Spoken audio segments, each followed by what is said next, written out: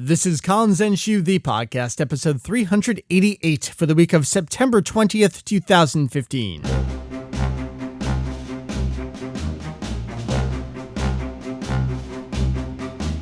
What is up? Welcome back, everyone. Welcome to Kanzenshuu, the podcast. That's right, an extension of the all-encompassing Dragon Ball fan site. Oh, fuck it. Hold on, let me think about this.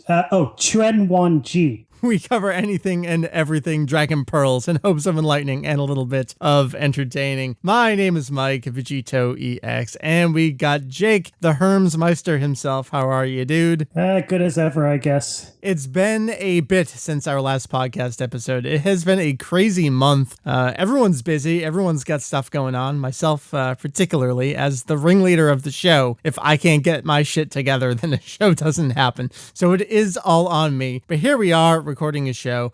Dragon Ball Super is indeed a thing that has been happening. It's the biggest thing going on right now. It's content, it's news, it's releases, it's kind of everything that we do here on the podcast, and we're mostly going to ignore it this week. We kind of do things at our own pace, and I'm pretty much okay with that. Me too. Jake, we're going to talk today about Chinese, because I guess you've decided that Japanese isn't enough. You're going to take over the world, and you've moved on to Chinese as well. Yes. So a couple years ago at this point, I made the mistake of starting to study Mandarin Chinese. And one of the bad parts about this is that now whenever I see Shenron spelled Shenron, it really bugs me. I mean, it's bugged me for a while, but you have the actual knowledge to explain why it bugs you. Yeah. That's going to be our topic this week. I know you have more to say. I'm going to say hold on to that just a little bit. There's so much to cover. There's more Chinese in the series than you may think there is. But before we get into anything, we do have a couple other little news stories to hit up. We're going to do that real quick, because we just got to get into it this week. The only way we're going to get back into the swing of a show is to just do it. Jake, Dragon Ball Super, I guess we've got episode titles. We've got cover art for CD singles. That's all interesting. I guess we have a new ending theme coming. The second theme is going to be Starring Star by Key Talk. The first closing theme is going to last through episode 12, it seems, and we'll be picking up with episode 13. Jake, by the episode titles, it seems like that's going to wrap up the Battle of Gods retelling-ish arc, though, right? As near as we can tell. Episode 13's title is something to the effect of Goku surpassing Super Saiyan God. Right. Sounds like it's wrapping up, but I guess we won't know for sure until we get episode 14's title. And of course, obviously, 12 to 13 episodes is the standard, you could say, season length for anime shows. And we don't know if Dragon Ball Super is going to continue to follow that format, or if this just happened to work out well, and if the ending theme just happens to correlate to that. That seems to be how it's shaping up, though. So be on the lookout for that. Other than that, I mean, I guess what else is going on? We've got, I can't remember if we talked about this last time on the podcast, but Funimation's release of Resurrection F, that's coming out October 20th. So we're about a month out from that. They've got a limited edition Blu-ray version of that. They've got a Blu-ray DVD combo pack. Extreme Butoden is coming out in North America. We've been talking about this. That's due out October 20th-ish, I believe. It's also coming out in Europe and around the rest of the world as well. Its sales kind of went up and then down and dipped back up a little bit again in Japan. I'm sure Super had a bit to do with that, so everything's kind of tying back into itself. There's a lot of Dragon Ball Heroes news going on that we just have not been able to keep up with. Jake, are we on God Mission 4, God Mission 5 previewing now? Something like that? You're asking the wrong person. I am indeed, apparently. I think God Mission 4 is what just came out. And we've got old Piccolo coming back into the mix. Heroes likes to do that, where they realize they forgot a previous villain, and then they finally catch up with that, and they continue onward with the rest of the stuff. We've got the Kaioshin things going on. We've got Beerus. We've got Whis. We've got everything going on at once. Dragon Ball Heroes is a thing that unfortunately we do need to catch up on. We will get to it. That's kind of all the news I want to cover right now. Again, Dragon Ball Super, its content is the news. We will get to that. So let's just swipe it all aside, ignore the fact that there's a brand new series, and talk about the topic we want to do. Jake, I like to pretend I know what I'm talking about with Dragon Ball. Me too. The nice thing is that I surround myself with people who can correct me when I don't actually know what I'm talking about. Language is one of those things. I'm so glad we have both you and Julian, and you are now picking up the Chinese side of things. Can you give us a little bit of background on, first, what drove you to check out Chinese as a language, and then maybe just what have you started noticing in Dragon Ball, and then we'll get into some specifics about just the Chinese words and phrases, the way that they pop up in the series. So one of the things about knowing Japanese I found is that whenever someone would ask me like, oh, hey, what does this say? It would inevitably turn out that what they were pointing out was Chinese. Yeah. Okay. And and eventually I got the feeling people just thought I was making excuses whenever I said, oh, that's Chinese, not Japanese. I can't tell you what that says. And people are like, well, Japanese and Chinese, they're basically the same. You should be able to read this, shouldn't you? just by virtue of knowing Japanese. Mm-hmm. And so eventually I got fed up with this and like, screw it. I'm just going to learn Chinese too. And of course, now that I've been studying Chinese for a while, whenever anyone asks me, hey, what's this say? It turns out to be Korean. Of course. Yes, everyone wants to go back to Dragon Ball Online stuff, and it's just, we can't win. So that's what's next up for you, I guess? Yeah, it's the eternal treadmill. So why don't you take us to the beginning of the series with Chinese and Dragon Ball? Is Shenlong ignoring things like Journey to the West and Son Goku and Wukong and stuff. Do you want to start there, or do you want to start with Shenlong? Where do you want to go? Well, okay, I think it might be best to start out with a very simplified explanation for just the relationship between Japanese and Chinese and the writing systems, just to put a lot of what I'm going to say in context. Okay. But it's all fairly complicated, but I'll try and give the gist. So like I said, people tend to have an idea that Japanese and Chinese are very similar languages. But when you get down to it, they come from completely different linguistic groups. So Japanese is actually related, it's very similar to Korean. So Korean and Japanese grammar, pretty similar, whereas Japanese and Chinese grammar is just completely different. Yeah, I can say if you're an anime fan, if you have been into it for a long time and you hear Korean, it might just sound like gibberish Japanese to you. Like the flow and the tone of the language sounds similar enough. But then for me, I know whenever I would watch Kung Fu films, it would sound like a completely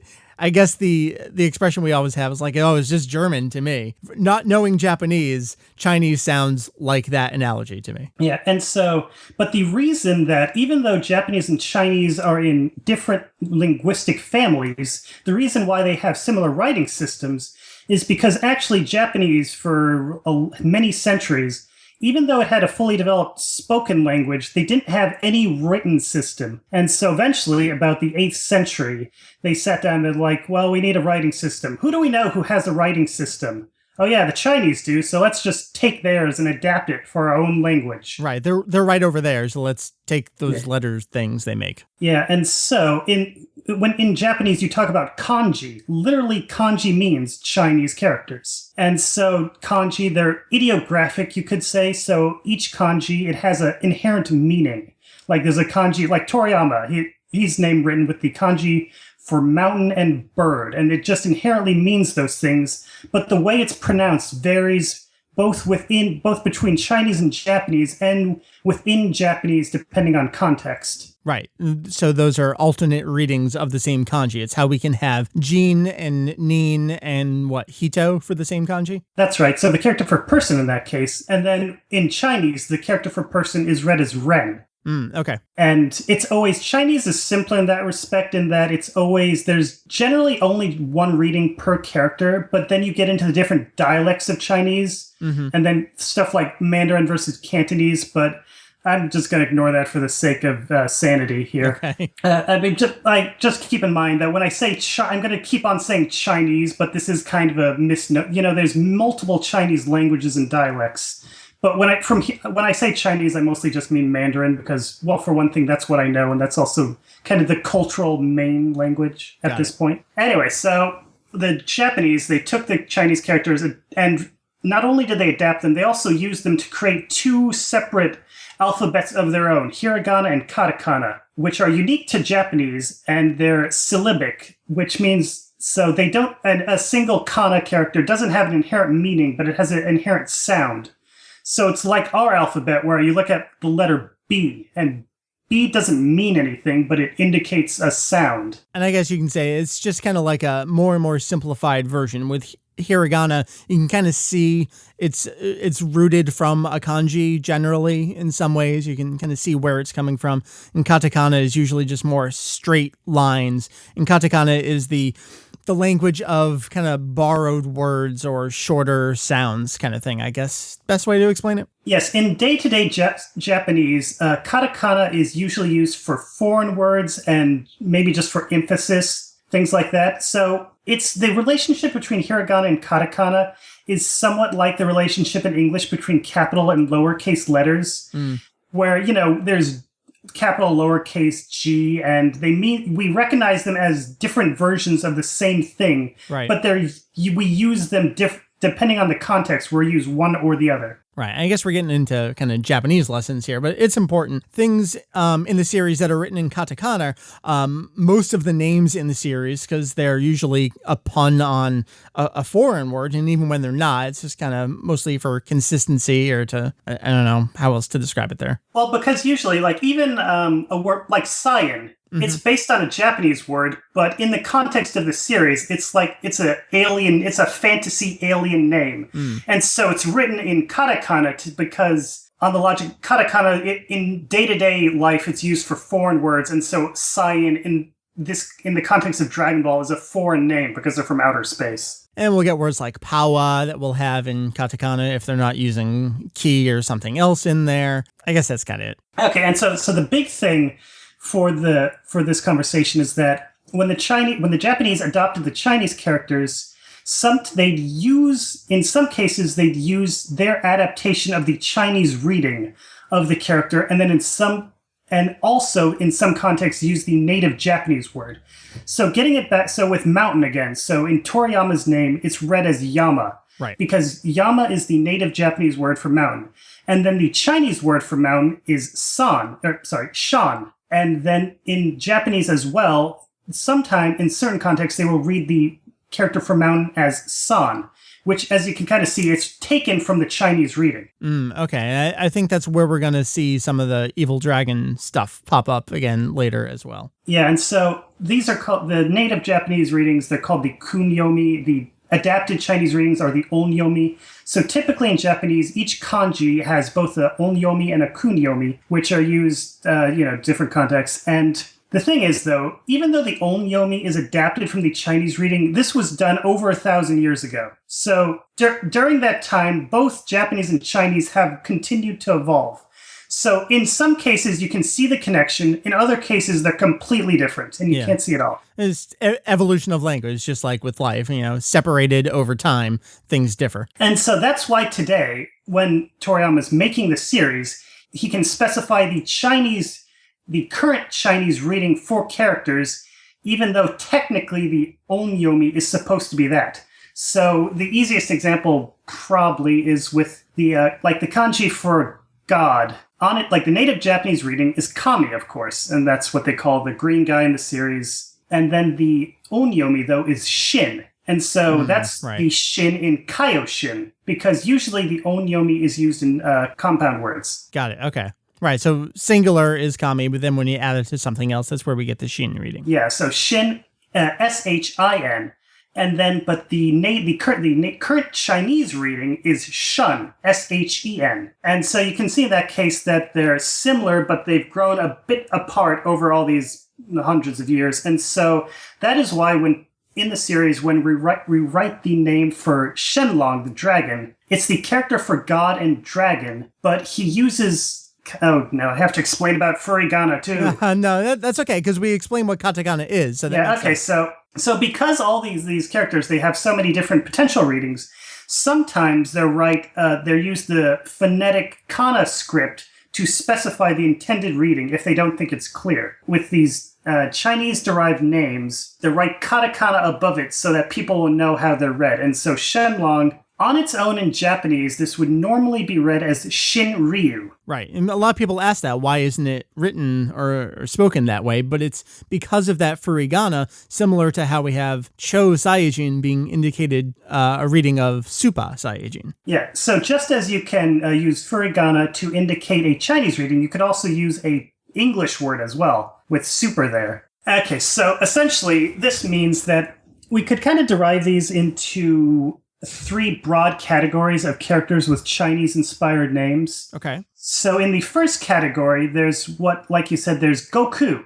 who, of course, he's named after Sun Wukong from Journey to the West. And just because this character has been so familiar in Japanese for hundreds of years, they don't use the Chinese reading for his name at all. He's been, I guess you could say, localized into Japanese as Goku. Well, Son Goku in its entirety, yeah. With Tori, so the reason why we don't call Goku Wukong, even though ultimately the name derives from Chinese, is because in Japanese they use the native Japanese reading for the characters in his name. And this is in contrast to what they do with Shenlong, where it's specifically the Chinese reading. Okay, so for Son Goku, it's written just with the kanji that they know to just read as Son Goku. And I guess we can say, like in video games and some other stuff where they either need hiragana or have a place for it, they will write Son Goku in hiragana to indicate that exact pronunciation. Yeah, and typically in the manga, since Dragon Ball, it's aimed at kids, they generally have hiragana for everything. Mm-hmm.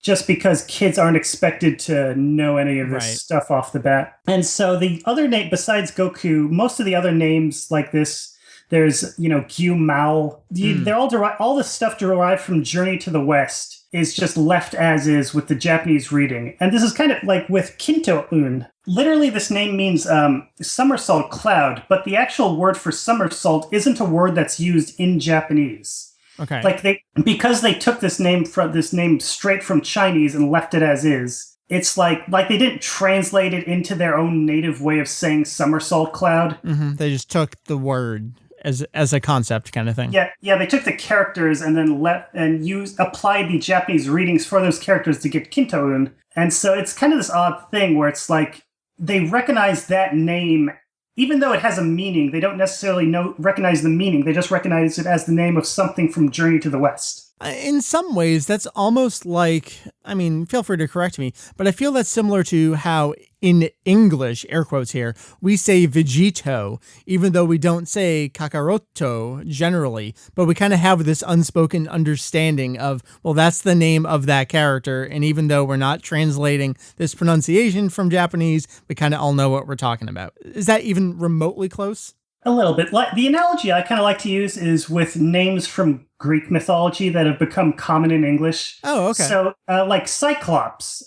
Do you know what Cyclops means literally? You would assume it's one-eyed something, right? Yeah, so you know what a Cyclops is, but it literally means wheel eye because it's from Oh, of course, okay. Yeah, so you knew what a Cyclops is, but even though you didn't know what it literally meant. Right, got it. And that's sort of similar to the situation with a lot of these concepts from Journey to the West and other Chinese sources that have been kind of just taken as is into Chinese hundreds of years ago. All right, well, let's actually stick with Journey to the West real quick. We mentioned Son Goku, we've mentioned Kinto-un, we've mentioned Gyu Mao, the Ox Demon King. How about Nyoibo? Oh, yeah, so Nyoibo, again, is it's a shortened form of a longer name for It is, it's like the golden hooped extending rod. Yeah, so Neo, literally, it's a Rui Bong in Chinese. Mm-hmm. And it's like a staff that does what you want it to do, essentially. Oh, I think compliant rod is what Anthony Yu uses in his translation pretty often. Yeah,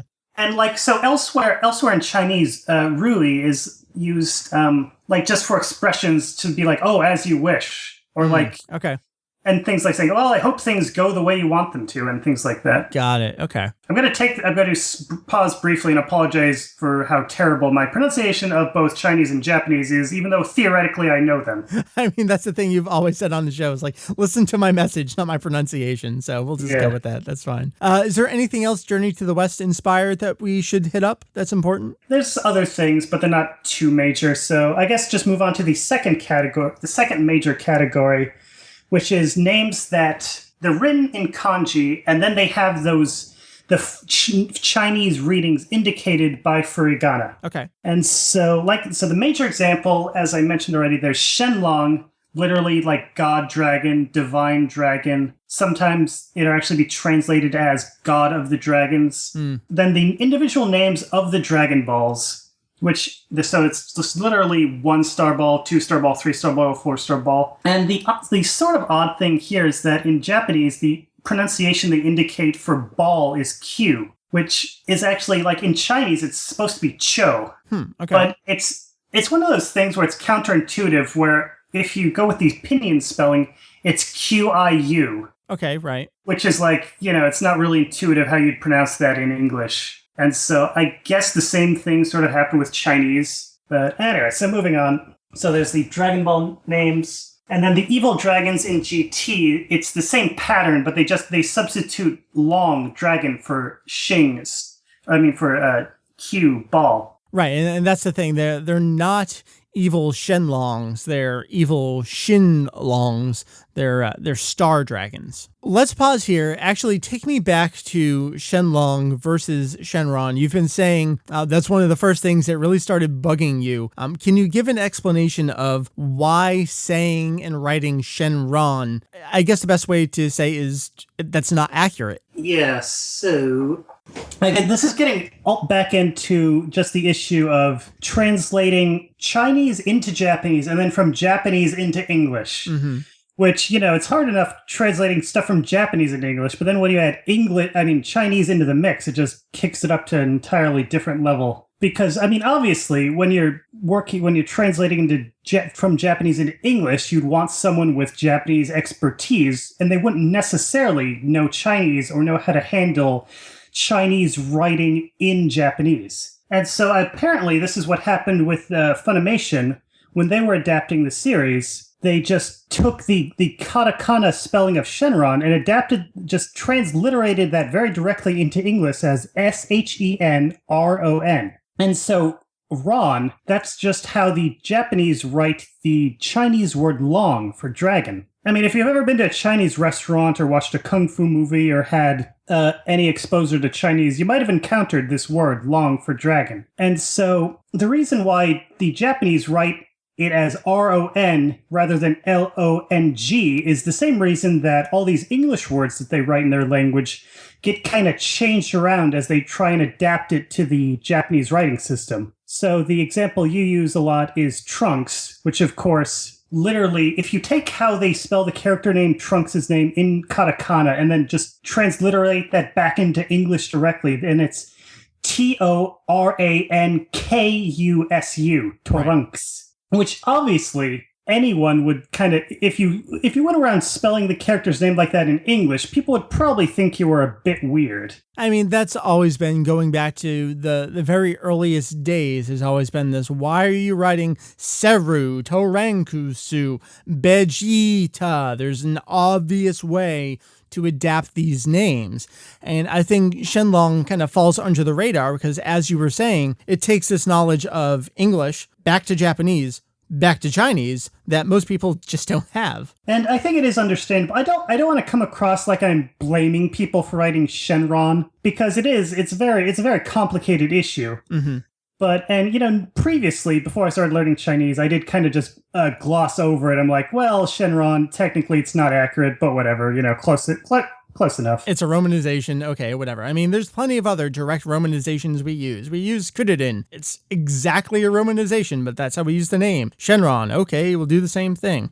But you've been saying that now that you know more is one of those things that you just can't get over. Yeah, so that's the moral of the story is never learn anything, because it just gives you more stuff to get annoyed at. That's the opposite of Kanzenshuu, where we say learn as much as possible. All right, but anyway, so the point of this podcast overall is to try and just help people understand at least a little bit the issues involved, rather than, trying to criticize anyone for anything. There's extra knowledge always to be had.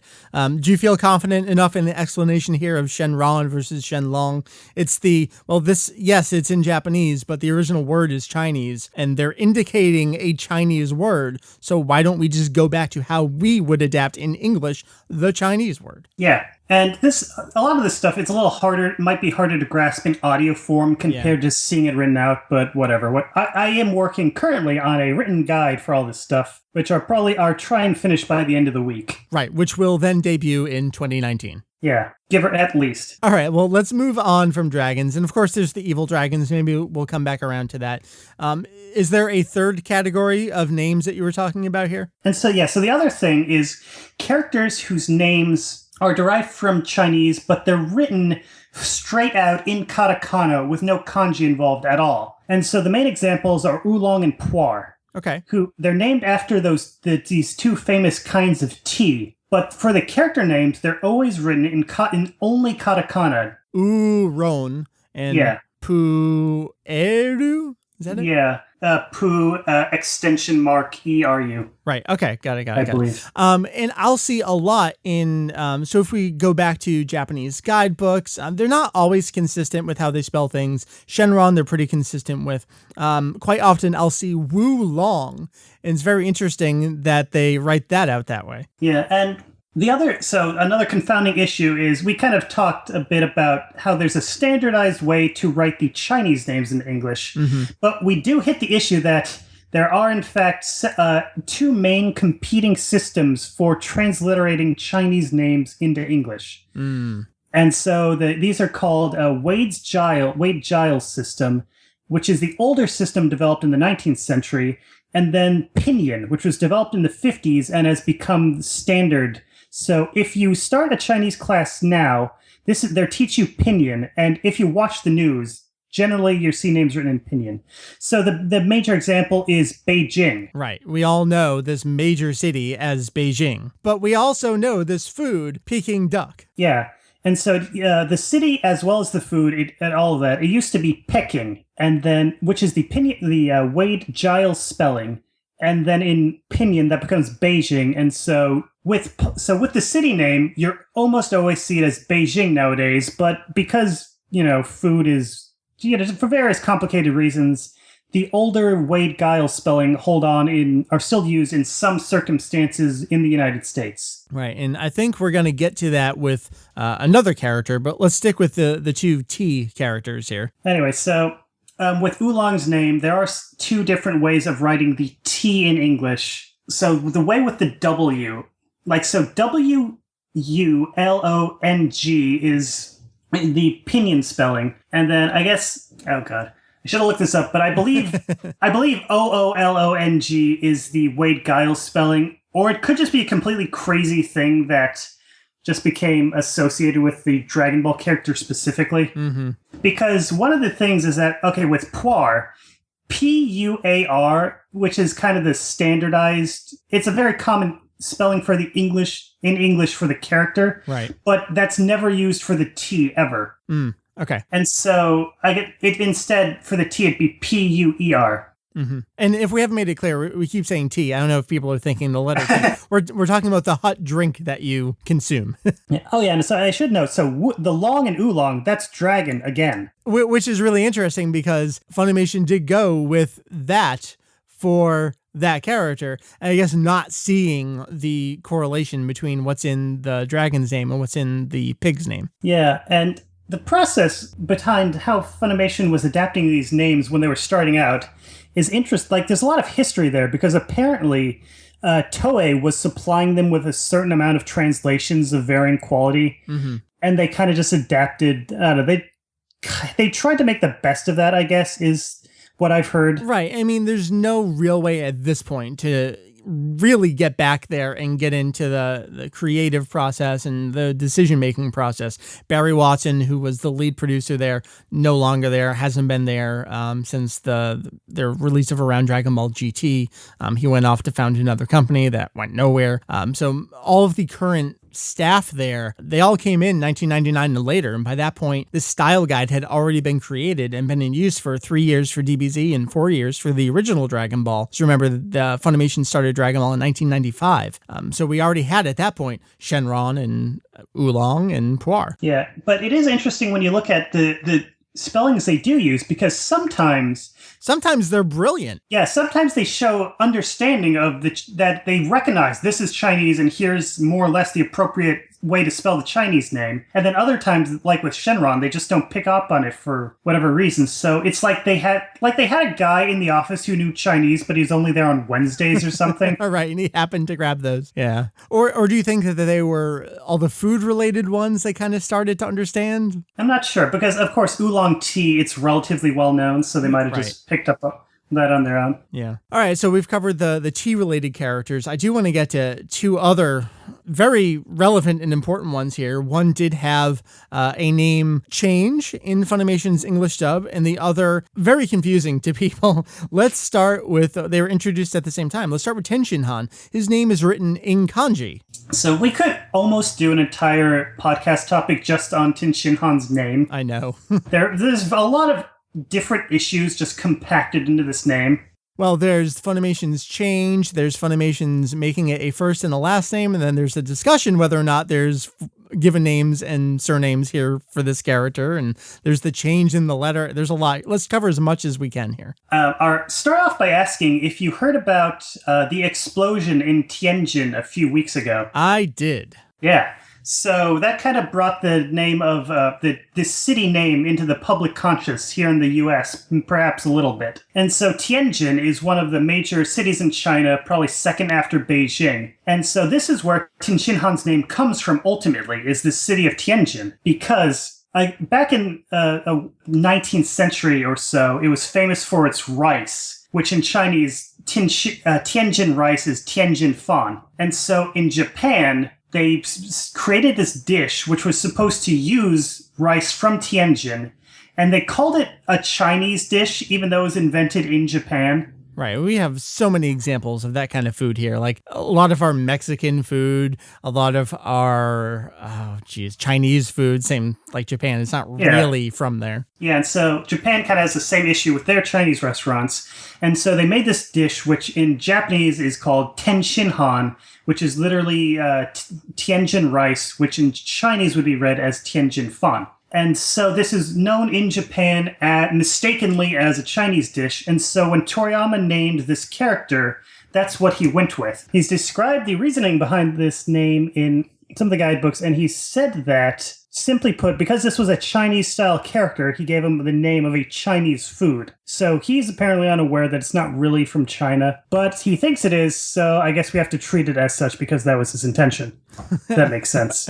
Not really. So that is the question, is do we adapt the name as Tianjin fan?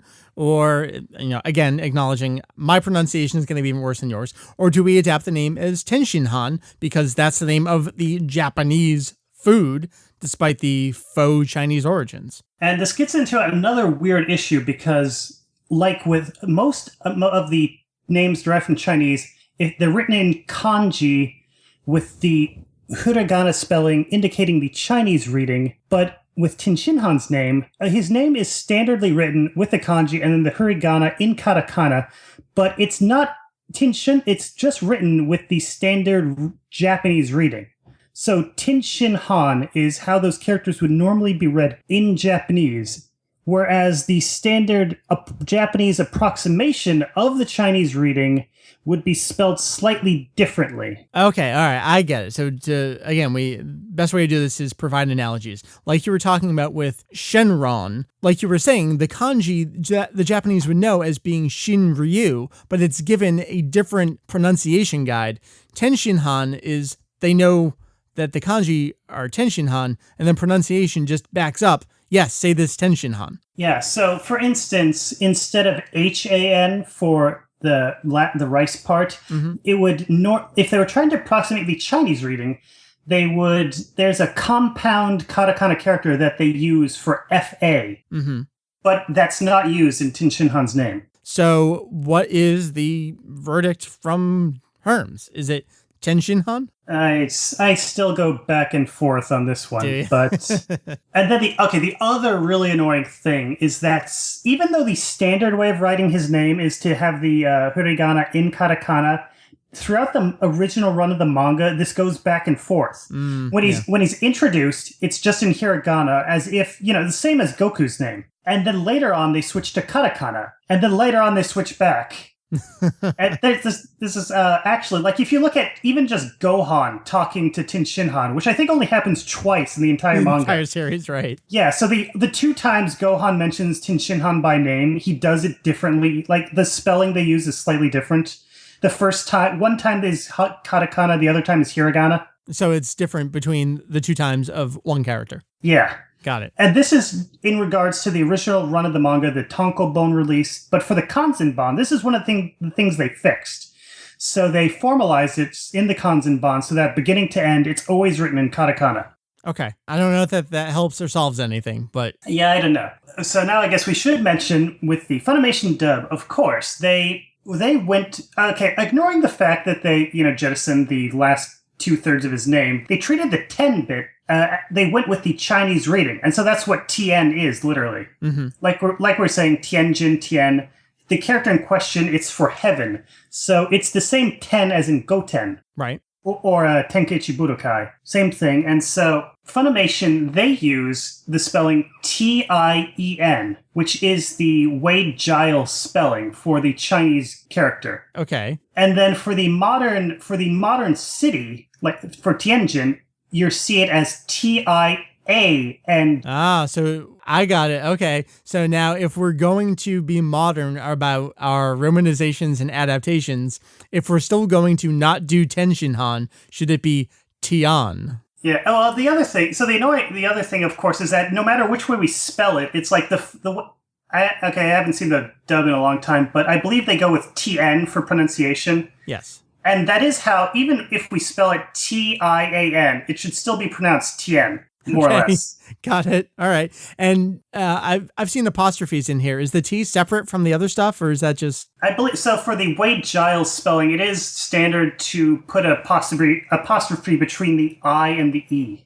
Okay. Got it. Wow. All right. This is just getting more confusing. Let's move away from this character. Let's go to his cohort, because I think this is going to come back to the Pinyin spelling. And I saw a lot of confusion over this based on, we'll acknowledge it, the Dragon Team fan subs for Dragon Ball Super. They've gone with the modern spelling there. We are, of course, talking about Jiaozi. Yeah, so Tenshinhan's friend... This is actually, compared to Tenshinhan, relatively straightforward. It is, actually. I think most of us have had dumplings in our life, I would hope. Yeah. Like, so in my Chinese class, for some reason, we ended up talking about Jiaozi dumplings an awful lot of the time. Okay. It was kind of weird. Well, there, you've just said it. Jiaozi. Yeah, well, Jiaozi. Again, pronunciations. Okay, so the character is named after these pot sticker dumplings, which in Chinese, they're called Jiaozi.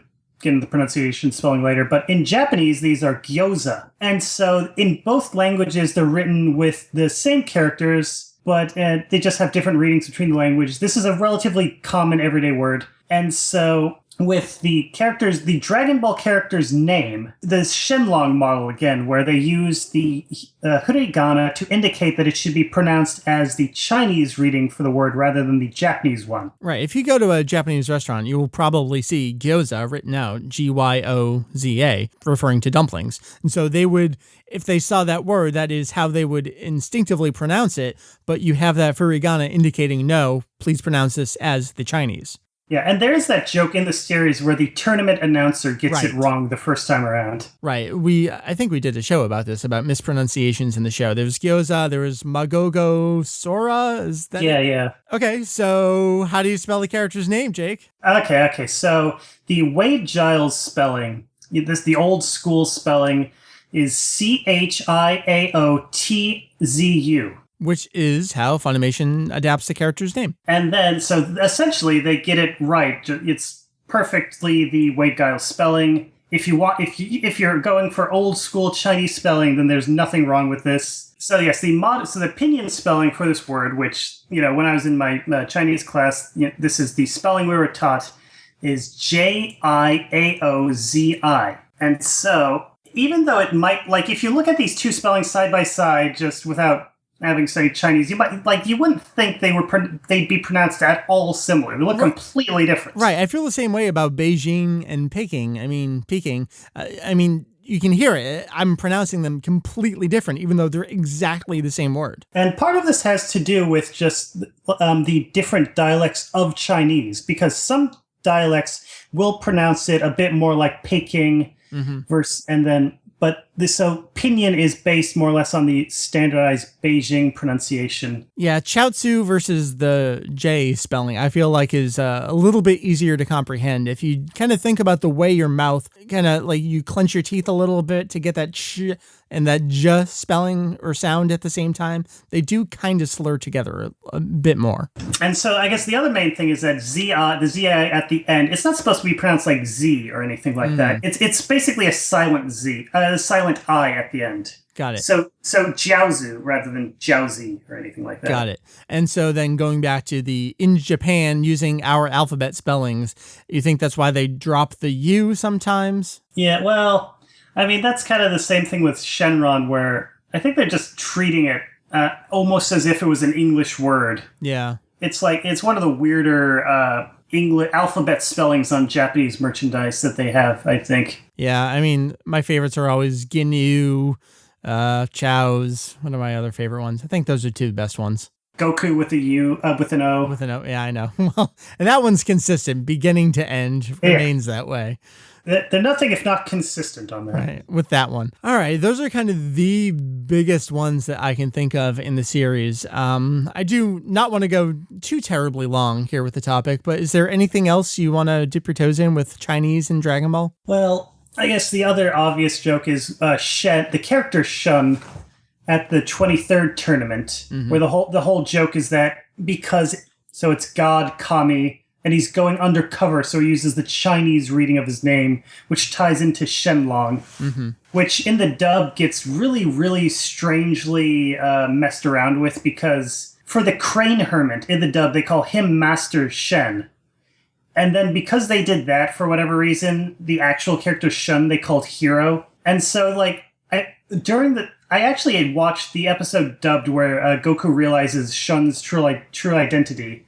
But I can't remember how they adapted that for the dub, because they had to write around the whole thing entirely. Yeah, they would have to, yeah. But so that's another prominent use of Chinese that kind of gets glossed over for the Funimation dub. And I guess the other thing with Tenshinhan, his Kikoho attack. Oh, right. There's different spellings in the manga for that too, right? Yeah, so in Japanese, this is always treated just as a Japanese word. It's written in kanji with the Japanese readings for the characters, and nothing to indicate that it should be the Chinese reading. But for whatever reason, in Viz, they've always kind of toyed around with giving it the Chinese reading. Yeah, Qigong Ball or something. So, Qigong Bao. Got it. And so I think maybe because, it's the signature attack of a character with a quasi-Chinese name. Maybe they thought his attack name should be in Chinese as well. But the other thing is that Qigong is this kind of well-known, it's the art of ki control throughout Asia in general. And in practical, this is a real thing you can do. And in practical terms, it's just breathing exercises and kind of yoga and down-to-earth stuff like that. Sure. But the underlying theory behind it is that it's to control and harness your ki. And so in martial arts films and Dragon Ball, which takes a hint from that, it gets used to, that's how they use ki attacks. And so, for instance, in Japanese, the standard phrase for just a run-of-the-mill ki blast is a kiko ha. You could translate it as a ki control wave. And then for Tenshinhan's attack, they replace ha with ho for cannon. And so I think maybe Viz, because Qigong is slightly known in the US under its Chinese name, they might have thought, well, we're just, call it that. Because that's also what they do with, ki itself. In Viz, they go with Qi, which is the Chinese reading. And so this gets back into Wade Giles versus Pinyin. I was going to say, yeah, it's QI now, isn't it? Yeah, so the old spelling, CHI, and then the new spelling is QI. Both of these are supposed to be pronounced the same. Even though the spellings look really different in English, it's just chi. And that's why in Viz, there's a joke they adapt at one point where I think in Japanese, Dende says like, oh, can't you look, it's Majin Buu's ki, and Satan's like, oh, his tree, because ki in Japanese can also mean tree. And then in Viz, they adapted, so it's like, oh, it's his chi. What, Majin Buu's cheese? Oh, yeah. So they do make a joke that's based on the correct pronunciation of the word, which I give them props for. Right, that's one of those examples of adapting the spirit of the joke rather than the literal meaning behind it, I guess. And then the odd thing is that, so in the pinyin spelling, chi is now ci, but the word for eat is spelled chi. But it's also for complicated reason in Beijing dialect is pronounced chur for eat. And so when I was doing this Chinese class, there's this guy we had this class projects that we presented on, and this guy did martial arts and qigong and all that stuff. And so he had this big slide which had a CHI written in the background at one point. And so everyone in class, like as one, they just read it as chur, and they're like, "What? Why is the word for eat on the back of this slide?" And so they had to have this whole conversation about the weight guiles versus pinyin. So this stuff does have real world applications, or at least classroom applications. I was gonna say, you can go to a Chinese restaurant or Asian fusion restaurant and pretty much order a Dragon Ball party's worth of food. Yeah. All right. I say we bring this to a close with the knowledge that there will be a formal guide released, let's say sometime within the next 4 years. Yeah, 4, maybe 5 years. 5 at the max. I'm okay with that. I need to make an entire guide just to correct all the things I messed up just speaking relatively off the cuff here. Well, again, that's how we do, is we use the podcast episodes as a basis for developing future guides. This is our test ground. I'm very curious to hear if there's anyone else out there with dual Chinese-Japanese experience.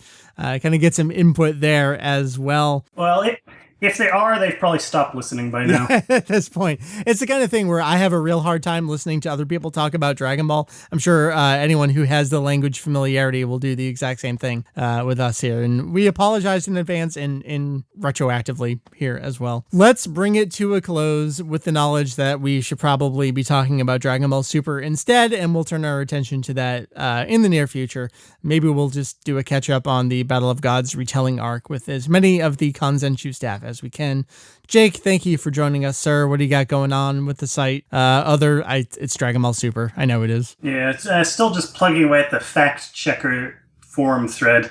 Yeah, well, I guess you can say that you're responsible for the summaries, but this fact checker thing that I've made a plan at some point, we will incorporate that to the individual episode pages, so it's all nicely proofread and archived. But what are you doing with checking facts per episode here? So with Dragon Ball Super, we've kind of gotten back into the 90s era of fan subs, more or less.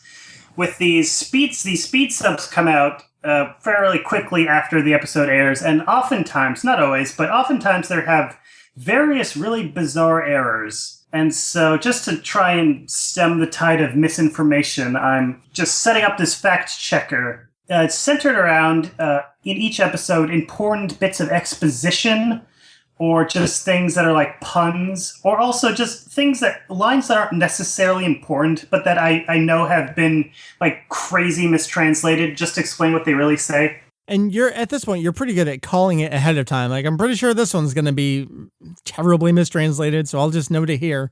Yeah, and I'm doing this off of there's a site where you can go to where shortly after the episode airs, they put up the Japanese closed captioning for the episode, which is just very useful for a project like this. No guesswork about what was or wasn't said. And has the closed captioning been pretty accurate to what's actually read aloud? Yeah, I mean, near as I can tell. All right, that's good. So that's just a forum thread on the website right now. But again, we will kind of incorporate that back into the individual episode pages at some point in the future. That is another project for one of us, probably me and or Heath at some point. And I'm trying to plug away as much stuff as I can. Thankfully, the news has been, other than Dragon Ball Heroes, which I admit I need to catch up on, the news has been pretty light. The the content of Dragon Ball Super has been the big thing going on. Although we do have a V-Jump issue that literally just came out in Japan, which I forgot to order because I'm an idiot, and hopefully I can rectify that. And maybe, hopefully, someone else on the site ordered the issue or can go pick it up. We will work on that. That'll be coming your way this week. So let's bring it to a close. That's been Jake. My name is Mike. You can catch us www.kanzenshuu.com.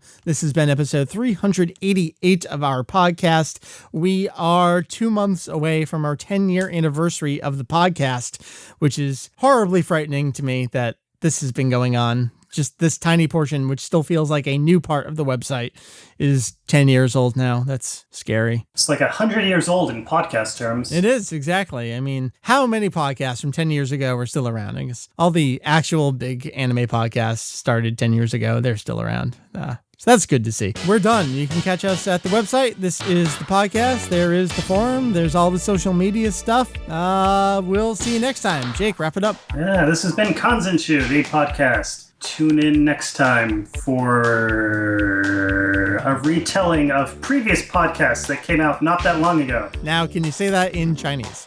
No. All right. At least I tried.